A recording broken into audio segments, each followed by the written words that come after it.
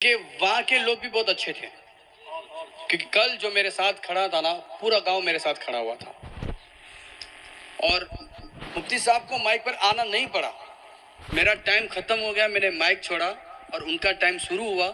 تو وہ مائک پر آئے۔ جیسے مائک پر آئے سارے لوگ چلے گئے اٹھ کے۔ یہ وجہ۔ السلام علیکم ورحمۃ اللہ تعالی وبرکاتہ۔ یہ چھوٹا سا کلپ میں نے آپ کو دکھایا، اس کی پوری ویڈیو میں ابھی آپ کو دکھاؤں گا، جس میں کہ شبیر برکاتی نے اس جلسے کی ساری حقیقت اور کس بات پر یہ جو ہے ناراضگی بنی،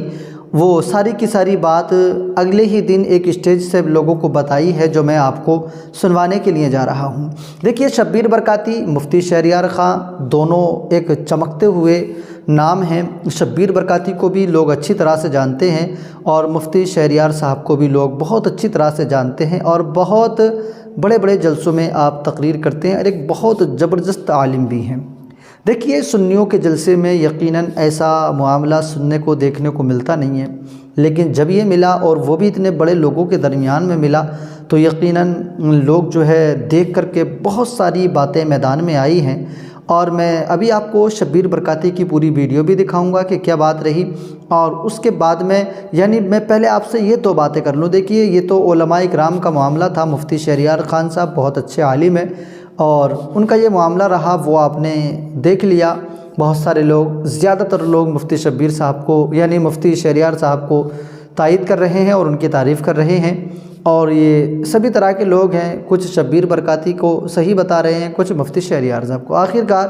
آپ کی کیا رائے ہے وہ آپ جانتے ہوں گے، لیکن میں جو بات کرنے والا ہوں نا، وہ دو باتیں میں آپ سے کروں گا۔ ایک تو میں جلسہ سننے والوں سے بات کروں گا، اور دوسرا میں جلسہ کرانے والوں سے بات کروں گا، اور اس میں اپنی رائے پیش کروں گا۔ آپ کی کیا رائے، آپ کی کیا منشا ہو سکتی ہے، وہ آپ کمنٹ کے ذریعے سے ہمیں آپ بتا بھی سکتے ہیں۔ دیکھیے، پہلے تو ہم جلسہ سننے والوں سے بات کرتے ہیں۔ ہم ہیں اپنے مکان سے اگر چل کر جائیں، 8 کلو 10 کلو 15 کلو 20 کلومیٹر دور چل کر ہم جائیں جلسے میں، تو یہ ہماری ذمہ داری ہے کہ جہاں ہم نے نعت مصطفیٰ صلی اللہ تعالیٰ علیہ وسلم کو سنا ہے، نعت مصطفیٰ پڑھنا بھی عبادت ہے، سننا بھی عبادت ہے، اور جب ہم نے یہ عبادت کی ہے تو یقیناً اس کو عبادت بتانا اور اس کی عزت کیا ہے یہ بتانا، یہ ایک عالم کا کام ہوتا ہے جو وہ تقریر کرتا ہے۔ اور اگر ہم تقریر کو نہیں سنیں گے، خالص نعت کو سن کر ہم اپنے گھر میں آ جائیں گے، تو ہم اصل معنی میں، صحیح معنی میں دین کیا ہے ہم قیامت تک بھی نہیں سمجھ سکیں گے۔ خالص نعت میں آپ جائیں گے، کودیں گے، پیسہ لٹائیں گے، اور جب تقریر کا نمبر آئے گا آپ یا تو باہر گھومنے نکل جائیں گے یا اپنے گھر آ جائیں گے۔ اگر آپ ایسے جلسوں میں ایک میں نہیں، اگر 1000 جلسوں میں بھی آپ شرکت کر لیں گے تو آپ کے اندر کوئی تبدیلی آنے والی نہیں ہے، کیونکہ انسان کے اندر جو تبدیلی آیا کرتی ہے یقیناً وہ تقریر سے آیا کرتی ہے، تقریر سے۔ تو جہاں نعت مصطفیٰ سننا آپ کو اچھا ہے، پسند ہے، ٹھیک ہے، سنیے، لیکن وہیں پر ضروری ہے کہ آپ تقریر کو بھی سنیں، تقریر کو بھی سنیں۔ جب آپ اپنے گھر سے چل کر کے گئے ہیں تو آپ کی ذمہ داری ہے کہ اب آپ تقریر کو بھی سن کر کے لوٹیں اور کچھ نہ کچھ اس جلسے سے پیغام اپنے ساتھ لے کر کے اپنے گھر آئیں۔ یہ تو رہا ہمارا جو کہنا ہے وہ سننے والوں سے۔ اب آئیے ہم جلسہ کرانے والوں سے بات کرتے ہیں۔ دیکھیے، جلسے میں یقیناً بہت پیسہ لگتا ہے، بہت پیسہ، اور جہاں ایسے لوگ شامل ہوں، مفتی شہریار خان صاحب یا شبیر برکاتی، ایسے بڑے لوگ جس جلسے میں آئیں تو یقیناً اس میں تو لاکھوں روپے کی ضرورت ہوا کرتی ہے، اور اس سے بھی زیادہ پیسوں کی ضرورت پڑتی ہے، اور اتنا پیسہ لگانا کوئی ہر ایک کے بس کی بات نہیں ہوتی۔ بہت بڑی بڑی کمیٹیاں، بڑی بڑی بستیوں کے اندر یہ جلسے ہوتے ہیں، یا بڑے بڑے اداروں کے اندر جلسہ ہوتا ہے، تو وہ یقیناً بہت زیادہ پیسہ اس کے لیے اکٹھا بھی کرنا پڑتا ہے۔ تو میں تمام جلسہ کرانے والوں سے، ان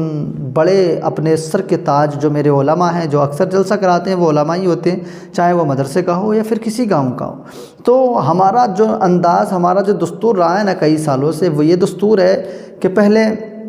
قرآن پاک کی تلاوت ہوتی ہے، پھر اس کے بعد میں حمد باری تعالیٰ، نعت و منقبت، اور اس کے بعد میں پھر جب 12-1 بج جایا کرتا ہے تو اس کے بعد میں پھر لا کر کسی مقرر کو کرسی پر بٹھایا جاتا ہے۔ جیسے ہی مقرر اپنی تقریر کا آغاز کرتا ہے، لوگ تھک جاتے ہیں بیٹھے بیٹھے کہ چلو بھئی تھوڑی دیر ٹہل لیں، گھوم آئیں، اور اتنے وہ ٹہل کر گھوم کر آتے ہیں، اور پھر بعد میں صلاۃ و سلام میں شامل ہوتے ہیں یا پھر اپنے گھر نکل جایا کرتے ہیں۔ بہرحال تقریر وہ نہیں سنا کرتے ہیں۔ حالانکہ انہوں نے نعت سنی اور اپنے گھر نکل گئے۔ تو ہم جلسہ کرانے والوں سے بھی گزارش کریں گے کہ ہم اپنے جلسوں کا دستور اور نیم اس طریقے سے بنا لیں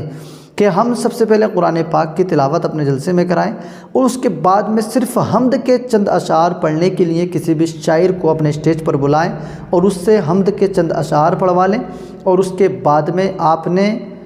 ایک آدھ نعت مصطفیٰ آپ کسی سے پڑھوانا چاہیں تو وہ پڑھوا لیں، 10-20 منٹ آدھا گھنٹہ آپ اس چیز کے لیے لے لیں، لیکن اس کے بعد میں آپ اپنے مقرر کو لے کر کے آئیں اور شروع میں اول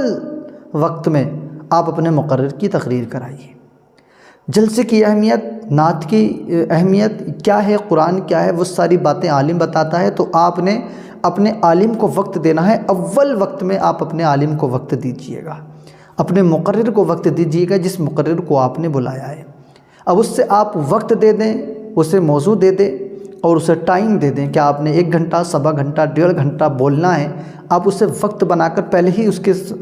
سماعتوں تک پہنچا دیں کہ آپ نے مجمع چاہیں اچھا سنیں، کیونکہ جب آپ شروع میں سنائیں گے تو ظاہر سی بات ہے سارا مجمع سنے گا بھی، تو چاہیں مجمع آپ کو پسند کر رہا ہے یا نہیں کر رہا ہے، بہرحال آپ نے 1 ہی گھنٹہ بولنا ہے، اس سے زیادہ آپ نے نہیں بولنا ہے۔ ہم وقت دے کر کسی بھی عالم کو بیٹھائیے۔ اس کے بعد میں پھر ہم ایک آدھ نعت پاک کسی اور شاعر کی بھی پڑھوا سکتے ہیں۔ اگر 2 تقریریں ہیں ہمارے پاس، یعنی 2 مقرر ہیں ہمارے پاس، تو ایک آدھ مرتبہ پھر اور کسی شاعر کی ایک آدھ نعت پاک کو پڑھوائیں، اور اس کے بعد میں پھر ہم دوسری تقریر کرا لیں۔ دوسری تقریر کرانے کے بعد میں پھر ہمارے پاس وقت بچتا ہے، جو بھی وقت بچتا ہے 12 بجے کے بعد، پھر ہمارے پاس 2 نعت خواہ ہیں یا 1 نعت خواہ ہیں، پھر ہم ان کو اپنا بھرپور وقت دیں، 1 گھنٹہ، سوا گھنٹہ، کیونکہ تقریر کے لیے لوگ جو ہے گھومنے نکل جاتے ہیں، لیکن مجھے یقین ہے جب نعت مصطفیٰ ہوگی تو نعت مصطفیٰ میں لوگوں کو زیادہ اچھا لگتا ہے، تو وہ آخر حصے میں بھی رات کے نعت مصطفیٰ کو سن لیں گے۔ اور اگر ایک ہی تقریر ہے، 2 شاعر ہیں، تو شروع میں ہم ایک تقریر کرا لیں، ایک نعت پاک دونوں شاعروں سے پڑھوا لیں، اور انہیں وقت دے دیں کہ ہم نے آپ سے صرف 4 اشعار کی ایک نعت پاک سننا ہے، یا ایک آدھا یعنی 20 منٹ میں آپ نے نعت پاک کو سنانا ہے، اس سے زیادہ وقت آپ نے شروع میں نہیں لینا ہے۔ اس کے بعد میں ایک مرتبہ دونوں سے پڑھوائیں، اور اس کے بعد میں آپ اپنے خصوصی مقرر کی تقریر کرائیں، انہیں وقت دیں 1.5 گھنٹہ، سوا گھنٹہ، جو بھی بولنا ہے، اور اس کے بعد میں آپ اپنے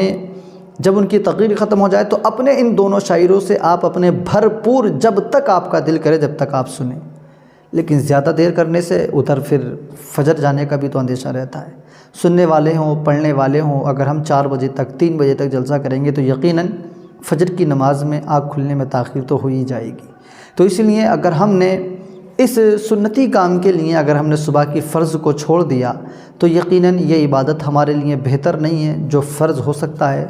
فرض کے سامنے کوئی بھی عبادت اس کا مقابل نہیں بن سکتی، تو اس لیے فرض اول درجے پہ ہے۔ ہم اس وقت تک اپنی محفلوں کو چلائیں جہاں تک ہمیں یہ اندازہ ہے کہ ہاں 12-1 بجے تک جاگ کر صبح میں فجر کی نماز ہم پڑھ لیں گے، تو اس وقت تک ہم اپنی محفلوں کو چلائیں۔ شروع میں نعت پاک ہمارے یہاں ہوتی ہیں، 12 بج جایا کرتا ہے، 1 بج جایا کرتا ہے، اور تب تک نعتیں ہوتی ہیں، تقریر کا نمبر آتا ہے، لوگ سوتے ہیں، اونگتے ہیں، جاگتے ہیں، بہت نکل جاتے ہیں، تھوڑے سے رہ جاتے ہیں۔ اس کے بعد میں صاحب آئیے آپ تقریر کیجئے۔ کیا تقریر کرے گا وہ آ کر؟ تقریر ہمیں شروع میں کرانی ہے تاکہ جو آیا ہے اس کا دل جمے گا، 2-4 گھنٹے وہ بیٹھے گا اس محفل میں، تو اس تک ہماری یہ بات پہنچ جانی چاہیے، ہے نا؟ تو ہمیں اپنے جلسوں کے دستور کو سنبھالنا ہوگا۔ باقی کون پڑھ رہا ہے، کس طریقے سے پڑھ رہا ہے، وہ علماء اپنا کام کر رہے ہیں، آپ دیکھ ہی رہے ہیں اچھی طرح سے، اور آپ اچھی طرح سے جانتے بھی ہیں نعت مصطفیٰ صلی اللہ تعالیٰ علیہ وسلم اس انداز میں ہونی چاہیے، سننے والے بھی جھومتے نظر آئیں، پڑھنے والے بھی جھومتے نظر آئیں۔ شور شرابہ اور جو ہے کودنا کادنا، یہ ہمارے ہاں تو ویسے بھی مذہب اسلام نے اس کو پسند ہی نہیں کیا ہے، تو ہمیں اور آپ کو ان سب باتوں سے بچنا چاہیے۔ اللہ کریم ہم سب کو زیادہ سے زیادہ صراط مستقیم پر گامزن رہنے کی توفیق دے۔ پروردگار تمام پریشانیوں سے مجھے بھی آپ سب کو بھی محفوظ فرمائے، آمین۔ خدا حافظ۔